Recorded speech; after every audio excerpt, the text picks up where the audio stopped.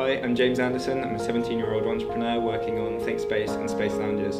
So today I'm doing an episode of Success Stories with UKVibe.TV, and I'm going to be talking about my journey, my dreams and my inspiration. So I was born and raised in Plymouth, which is a sunny city by the sea. It's a very relaxed city, so not much really happens. The hours seem to go by a lot slower than somewhere like the hustle and bustle of London. It's really nice though because it allows you to have some focus on what you're doing, and it's about 4 hours from London, so it is accessible. So I went to a grammar school, and that was called Devonport High School for Boys, you know, I felt very sad leaving because I had so many amazing friends as students and also teachers here that were extremely supportive. And I think if I hadn't gone to this school, I would probably not be where I am today because it's helped inspire me. They've been massively supportive in everything that I've done, so it's been really good. So I left school last year, a year before everybody else did, and I did half of my A-levels. I've also got a clutch of GCSEs, and it was a very big decision to make, although we had an offer from Microsoft Ventures of joining their London Accelerator, which was a course that kind of taught the business skills, finance skills, also connected us with developers. So that was massively beneficial, and I saw the huge long-term value in that. So I was trying to convince my parents that school, although more importantly university, maybe wasn't for me. And I went to a conference in Ireland, and my mum came with me, and we met the wife of the founder of Vimeo, which is a bit random, and she started talking, and they soon got onto the topic of education, and the wife of the founder of Vimeo said to my mum, you know, it's just not how things work in Silicon Valley, San Francisco. You know, if you've got an idea, you just have to make it happen. You don't need to go through these steps of going to college, university, school, etc. And the beauty of the internet and the technology we have today is you can just make your dreams a reality in a matter of days, weeks. So it's been hugely beneficial to drop out, although very sad at the same time. Thinkspace is a space in schools around the world where students can come and learn how to code. These spaces are modelled to look like you've just entered somewhere like you know, Google's headquarters. It's backed and supported by Richard Branson, Steve Wozniak, Stephen Fry and others. I think what motivated us to build Thinkspace was our really ugly, uninspiring computer rooms. And it kind of felt like all the students were just sat robotically at these computers, just typing out whatever the teacher told them to, and they weren't trying to make their dreams a reality. And so myself and a few friends, we had things we wanted to build, whether they were apps, websites or games, and we just felt we couldn't do that in our you know, current environment. So we set out to build a new one from scratch. And that was really successful in our school, and then we had the idea of bringing it to hundreds of others. So we launched in September of 2013, and we had interest from over 400 schools, and we reached 15 million people on social media. So it was a lot more successful than we ever envisaged it to. It started out as a project, and then it turned into a product, and then it turned into a company. So certainly not what we were expecting when we started. So I think it's a lot about the environment. When you're coding, you need to be in an environment that inspires you know, creativity and also productivity.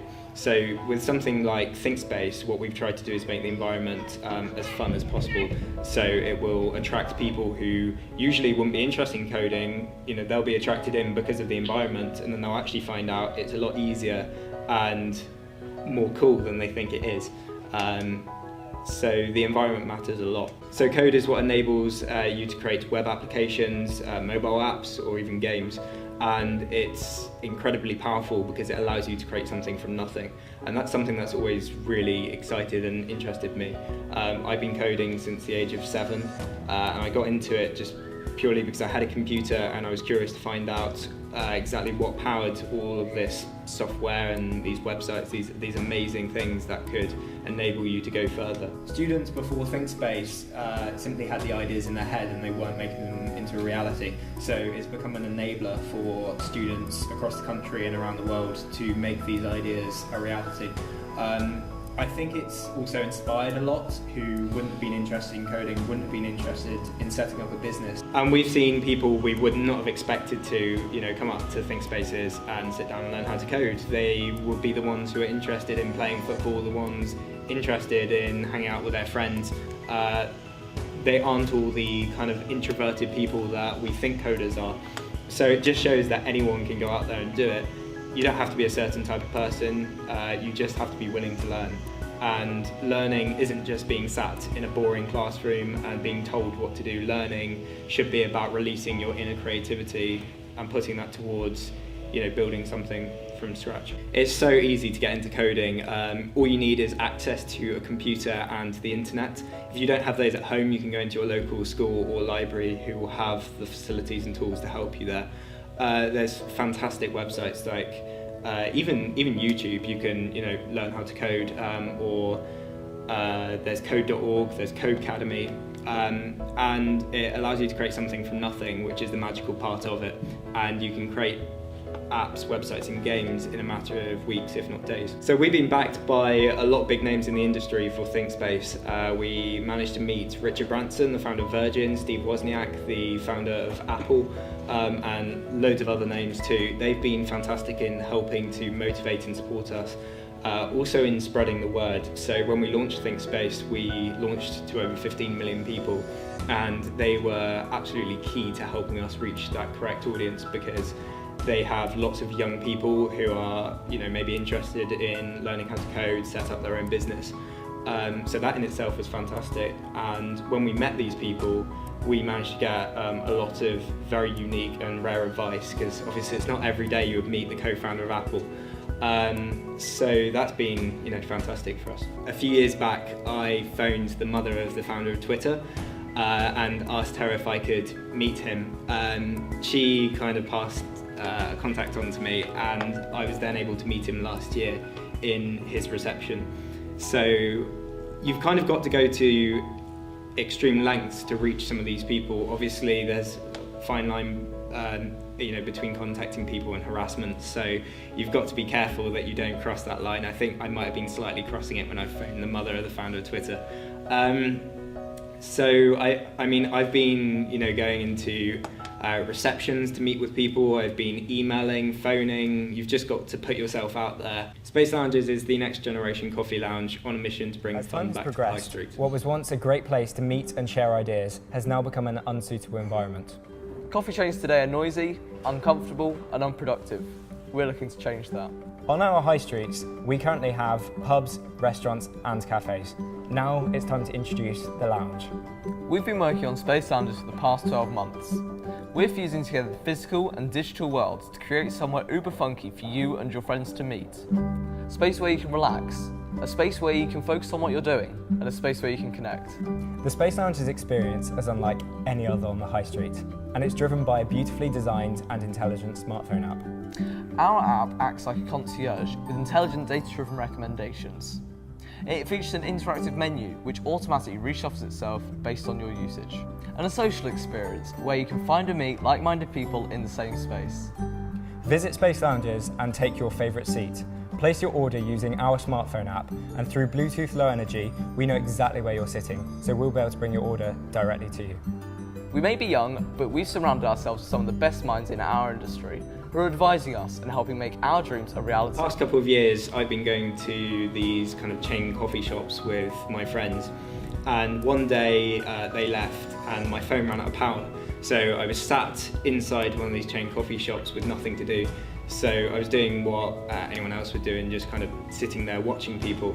And it was in that moment I kind of questioned myself, why am I still coming here? It's a dreadful experience. You have to wait 15 minutes in a queue to place your order, another 5 minutes to then collect it. You go upstairs, there's no comfy sofas, there's all kind of rigid chairs and tiny tables with families in the background with babies screaming, slow Wi-Fi, rude staff.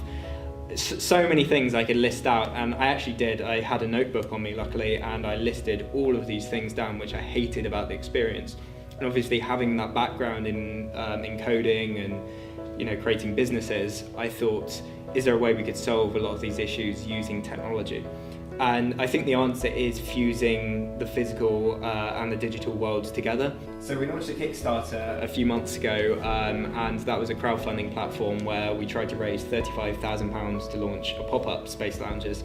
Unfortunately, we didn't succeed. We raised around £8,000, which was a fairly small percentage of our overall goal. I think the platform was wrong for us because it's, you see a lot of kind of hardware products. You don't see retail stores trying to get funded on crowdfunding platforms.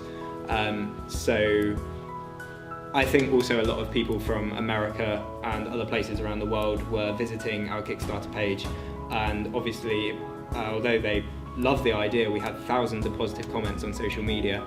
I don't think they were interested in pledging, towards something that wouldn't be launching in their own country. So, we've not been fazed by the failure of our Kickstarter campaign. We're now in talks with several big retailers in the UK, and we're going to launch a trial in the coming months in central London. If that's a success, you might be seeing Space Lounges pop up in various places around the country. Loads of people have said to me after my TED talk, how are you going to change the face of retail? And I know it's a very big statement to make, but we believe we have the power to set the standard for thousands, if not hundreds of thousands of other retailers. Launching a few stores alone isn't going to change the whole of retail, we get that. Our vision is much further than that. We want to launch hundreds of Space Lounges across the country, across the world. So we want to create beautiful experiences that other retailers will be inspired by. No, I don't think people are born entrepreneurs. I think you acquire skills over time, and these qualities, make you into what you are today. So a lot of what I did in my younger years, creating businesses. I created my first business at the age of 7, and that was charity organisation. And then a few years later, I went to Australia, and I saw this amazing smoothie shop, and they were selling, the best brands of smoothies you could imagine. So I was thinking, why aren't they offering this all over the world in supermarkets, in market stalls? And so I started, creating a website. I got a radio ad together. I ordered in smoothie bottles, all the ingredients. I shipped berries to my parents' house, and then when I flew back to UK, I went into the supermarket, and it was just after Innocent Smoothies had launched. So that was a kind of failed plan. Should have done the market research a little better there. But it kind of shows that I've always been interested in creating something from nothing, and I've been inspired by a number of peers around me. I've been lucky to travel to quite a few places around the world. My favourite place by far has to be San Francisco. It's got the amazing people, it's got the landscape, you just feel in your zone when you're there, and a lot of people have kind of described it to me as you feel as if you're in a bubble. And they said that to me before I first went out there, and I thought, what are they talking about? And then I went out there and I experienced it for myself, and I couldn't agree more. It really does seem like a bubble. It seems separate to the rest of the world in a lot of ways. And you've got all of these massive tech companies all in a row. You can just get a train and go between, Google, Apple, Facebook, and all of these startups kind of in between. And it really is an amazing experience, certainly for me. And my parents also went last year for the first time, and they really enjoyed it as well, even though they're not interested so much in, business and also technology. It's a fantastic place, and I'd highly recommend you to go there if you've got the opportunity to. The entrepreneurial vibes don't really run in the family, no. My parents both work at the local university. They haven't really got that much of an idea on how to use a computer apart from the basics. So they don't know how to code, obviously, and they've never started a business of their own. Although I think they do have the qualities that it would take to be an entrepreneur. They're both very kind of, extremely passionate about what they do, and also creative. I think creativity certainly runs in the family. So in that sense, yes, although none of my kind of close relatives have been business people. We've had a lot of people saying, no, you can't do this, you can't do that. Fortunately, we've had a small army of people by our side who really believe in us, and those people are actually the people who have succeeded in life, and they've gone on to do some amazing things. So we're really thankful for our board of advisors, the backers around us to support us. I think there's a big difference between somewhere like London and San Francisco, Silicon Valley. A lot of people are kind of I feel less motivated and less supportive in London, and that's something I'd love to change. I don't think it's something that I can change just all by myself. I think it's something that we're going to collectively have to do, and that involves young people kind of becoming more motivated and involved in the startup scene. So I would say our strongest backbone has been family, friends, and also one person in particular who's the founder of iwantoneofthose.com. His name is Richard Knox Johnston. They sold the business for 10 million a few years back, and he's been right by our side and supportive every step of the way. It's great to have someone who believes in you as much as he does, because it inspires you to continue and see your dream through and to make it a success. So I never really set out with the intention of building businesses as such. I've had a lot of projects throughout my life that I've been working on, and those projects have turned into products that have then turned into companies. Money's never been a main motivator for me. I've never been really interested in it. Of course, everybody wants to earn money. You can't deny that, but I think the thing that drives me forward the most is the knowledge that what we're doing is hopefully going to make people's lives better on a day-to-day basis. The skills that I've learnt in school that have been critical to my business are people skills, because our school had a fantastic community and they were so supportive, the teachers, students, even parents. Another great skill that I've kind of learnt is to fail fast and learn from those mistakes. For some reason I really wanted to be a policeman when I was younger, and I had the full kind of outfit. I had the the helmet, the whatever it's called, the jacket, and I went along to the police station when I was 6 or 7 to see what they were doing, and I had this full tour around the police station. They were really kind, they let me go in a police car and everything. And then at the end they said, "Oh, so what do you want to do?" Obviously expecting me to say I want to be a police officer. And for some reason I said, "No, I want to be a sailor," which was a bit strange. But so I wanted to be a police officer and I wanted to be a sailor. I have no idea why. It just kind of intrigued me at the time, but I've since kind of moved on from that. So I really enjoy swimming, cycling, and I do a lot of walking as well. I used to do a very heavy amount of swimming. A club actually offered me a place where I would have to wake up at 5 every single morning and swim for around 2 hours. That was kind of the limit for me, so after a few months of doing that, I chose to stop, because that was too much and I really couldn't wake up 5 every morning to do swimming. I'm still interested in it though, and I do some sports and also photography. I'm just interested in catching up on the latest news, whether that's business or technology as well. So a few people have changed since I launched Thinkspace and Space Lounges. There was this one person at school who was always the big bully, and they were kind of pretty intimidating. They were throwing abuse at people. Fortunately, I wasn't bullied that much, but I think everyone has this kind of negativity or hate or whatever, maybe out of jealousy, or maybe it's just because they find that enjoyable. And then after I launched Thinkspace, I received a message on Facebook from this person saying, "I'm so sorry for saying these things to you when we were younger. I really respect and admire what you're doing, and you've actually really inspired me." And that was a shock to me, because I really wasn't expecting this from someone who had been really negative towards everything I was doing when I was younger, and everything that my peers were doing as well. So that was just really kind of inspiring for me as well, to see that people can change. I don't like to hold grudges against people, and so with this example of this person, I forgave him, because I think that's very important.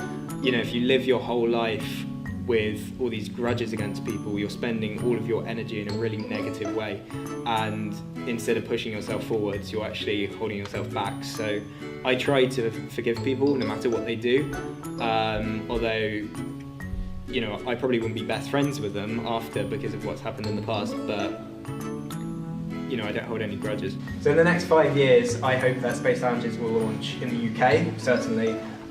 If not many other locations around the world. We want Space Lounges to take over the world and to change the face of retail. So my advice to young people would be, if you've got an idea which has come from a frustration, you need to act upon that idea. So many people have ideas and they don't make them happen, and that is the fine line between the successful entrepreneurs and the unsuccessful ones. The successful ones, the ones who go out there and make it happen. So you need to turn all of that negativity into positivity and learn to take risks, learn to be bold, strong. You just need to go out there and show the world what you're made of. So that was my episode of Success Stories with UKVibe.TV. And if you want to follow my journey, you can follow me. I'm twitter.com/JSA. Please like, comment and subscribe.